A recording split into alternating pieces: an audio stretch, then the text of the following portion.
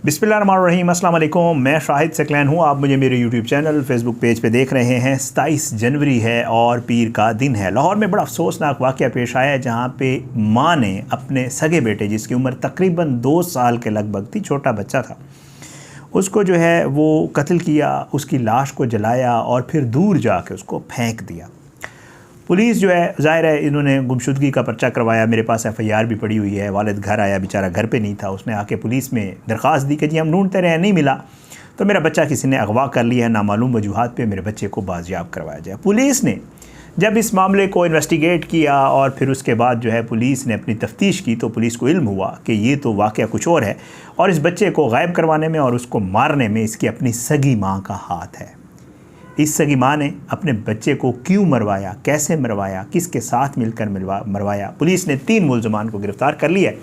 उन मुलजमान में कौन कौन शामिल हैं और इस खातून ने, इस डायन ने ये सब कुछ क्यों किया, आज की इस वीडियो में ये सारी तफसील आपके साथ शेयर करेंगे। किस तरह के वाक़यात हमारे मुआशरे में होना शुरू हो गए हैं, आपको इससे अंदाज़ा होगा। पहले भी आपको शायद अंदाज़ा तो यकीनन है, जिस तरह की स्टोरीज़ मैं आपके साथ शेयर करता रहता हूँ। पहले जी आपको वक़ुआ बता दूँ कि वक़ुआ हुआ कैसे। दिन का वक्त है जी, और ये ख़ातून जो है अपने खामंद को कॉल करती है, जो कि अपने काम पे गया होता है, और उसको कहती है कि हमारा बच्चा जो है वो नहीं मिल रहा। बेचारा ज़ाहिर है मर्द है, काम पे गया हुआ था, वहाँ से भागा भागा आता है, पूरे मोहल्ले में आसपास तलाश किया जाता है, बच्चा कहीं भी नहीं मिलता। अब ये ख़ुद भी रोना धोना पीटना, जो भी सूरत हाल होती है वो करना शुरू कर देती है। बच्चा नहीं मिलता, ये लोग तलाश करते रहते हैं। बिल आखिर जो आखिरी ज़ाहिर है एक वो होती है कार्रवाई, वो यही होती है कि FIR करवाई जाए, पुलिस वालों के पास जाया जाए और बच्चे की गुमशुदगी का बताया जाए। ये लोग जो है वो थाने चले जाते हैं और थाने जाके ये लोग जो है वहाँ पे इसके वालिद की मुद्दत में जो बाकायदा तौर पे एक FIR दर्ज की जाती है। FIR की कॉपी मेरे पास मौजूद है, आपको पढ़ के सुना देता हूँ।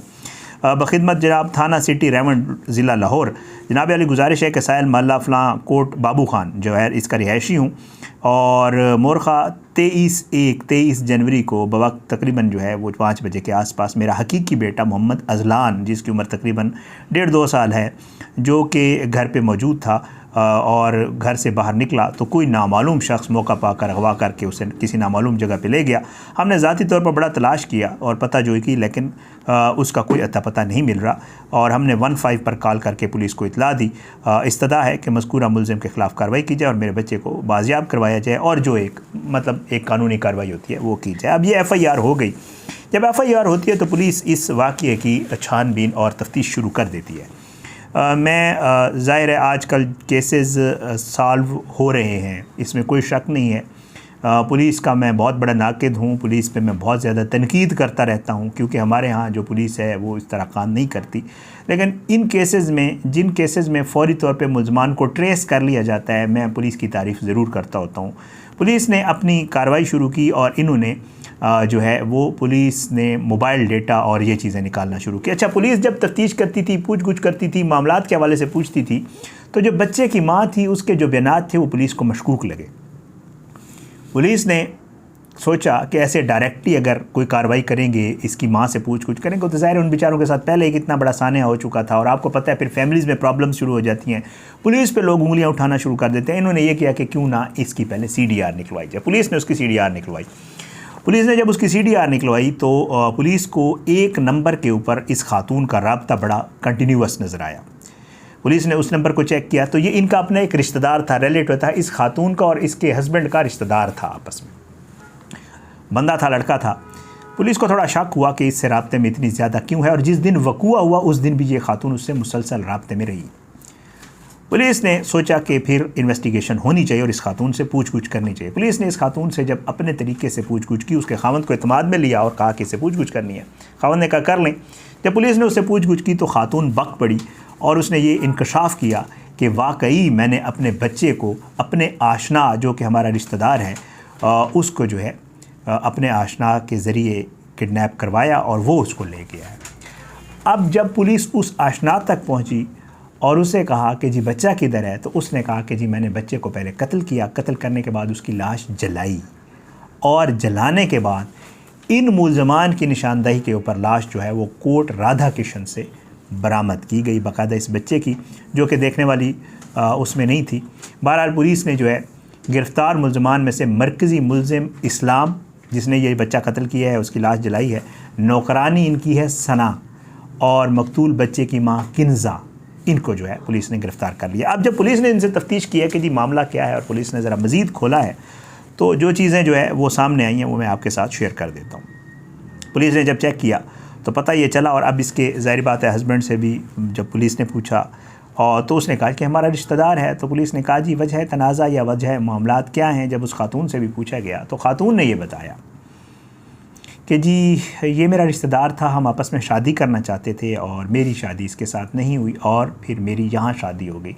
इनकी शादी को काफ़ी अरसा हो गया था, ज़ाहिर बात है 2 साल का 1.5-2 साल का बच्चा था तो 3 साल तो शादी को हो गए थे। वो कहती है कि जी हमने ये मिलकर प्लान बनाया, मैं इससे राब्ते में थी, हमारी कोशिश थी कि किसी तरीके से मेरी इस खामन से जान छूट जाए, लेकिन ज़ाहिर है जो बीच में रास्ते की दीवार था वो मेरा ये मासूम 2 साल का बच्चा था। तो हमने ये सोचा कि क्यों ना पहले इस बच्चे को रास्ते से हटाया जाए, फिर खामद के हवाले से भी मामला देख लिया जाएगा।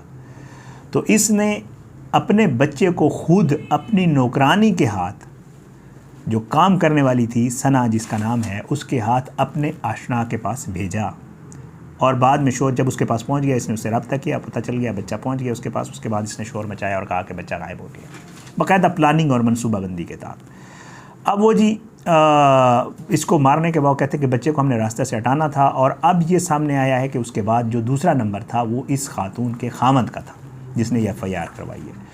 इसका नंबर लगना था, इसको भी रास्ते से हटाना था। और फिर उसके बाद ज़ाहिर है कुछ अरसे के बाद जब इद्दत हो जाती है, इद्दत के बाद जब खातून अकेली हो जाती है तो उसको ये होता है कि उसने कोई शादी हो जाती है, हमारे माशरे में शादियाँ होती हैं। तो एक लंबी इन्होंने प्लानिंग की थी कि इस तरह हम सारा ये मामला करके उसके बाद जो है खामद को भी रास्ते से हटा के उसको भी फिर इन्होंने दोनों ने आपस में शादी करनी थी। या एक दूसरा प्लान भी इनका ये था कि जी मैं किसी तरीके से खामद के साथ लड़ाई शड़ाई करके उससे तलाक लूँगी, बच्चा वैसे ही चला गया, उसके बाद मैं भी आज़ाद होंगी और फिर हम दोनों आपस में मिलकर शादी कर लेंगे। आप ख़ुद सोचें कि ये शादी की मनसूबाबंदी और फिर उसके बाद कसूर से बच्चे की लाश मिलना किस हद तक जो है अल्लाह रहम करे। पुलिस ये कहती है कि जी हम मुल्ज़मान को कैफ़र किरदार तक पहुंचाएंगे। अब ख़ुद सोचें ना कि ये वाक़या जो है माशरा, हमारा माशरा किस तरफ जा रहा है। फिर बच्चों के अपना सगा बेटा, अपने कोख से जिसने जन्म लिया, जिसको इसने ख़ुद पैदा किया, अल्लाह रहम करे। मैं अक्सर वो शेर पढ़ता रहता हूँ, अल्लाह ताला मग़फ़रत फ़रमाए, तारिक अज़ीज़ साहब की, उनके प्रोग्राम में मैंने ये शेर देखा तो मुझे याद आ गया। ज़ाहिर बात है मेरी बच्चों से बड़ी कुदरती तौर पे ये होता है। वैसे तो हर इंसान को बहुत अच्छे लगते हैं, मेरे साथ कुछ और ही मामला है बच्चों के हवाले से। तो मैंने उनके उसमें सुना था ये शेर कि जी बच्चा दुश्मन का भी हो लख्त जिगर लगता है। बच्चा तो आप किसी का भी देख लें, आप यकीन करें, मतलब इंसान का नहीं जानवर का बच्चा भी देख लें तो उस पर प्यार आता है, तो इंसान का बच्चा तो फिर और चीज़ है। और फिर अपना बच्चा, सगा बच्चा, उसको महज अपनी जिनसी तस्कीन के लिए, जिनसी तस्कीन ही है ना, और क्या टेढ़ी कोई इधर, उसके लिए मतलब अल्लाह रहम करे तो अलग हो जाओ, दफ़ा हो जाओ, निकल जाओ, खामद के हवाले करो बच्चा, और अगर तुमने कहीं जाना भी है तो भाग जाओ, कुछ कर लो। ये अजीब व गरीब, मतलब अल्लाह माफ़ करे, तरीक़ा अख्तियार किया गया। बहरहाल जी बच्चों के तहफ़्फ़ुज़ माँ के किरदार के ऊपर सवालात उठते हैं, और इस तरह के वाक़यात की रोकथाम ये सज़ा नहीं है कि आप सज़ा दे दें। एक औरत है, बच्चा मारा है, कत्ल का मुकदमा उसके ऊपर दर्ज होगा, ट्रायल होगा, मे बी उसको बाद में सज़ा भी हो जाए, ये सहूलतकार में आएगी, वो मरकज़ी मुल्ज़िम है, जो चालान बनेगा, जो क्योंकि मैं थोड़े केसेस कवर करता रहता हूँ जो मुझे थोड़ी समझ है, मे बी कहीं बाद में जाके इसको कोई सज़ा में तख़फ़ीफ़ हो जाए, कमी हो जाए, कहीं बाहर आ जाए। ये इसका हल नहीं है।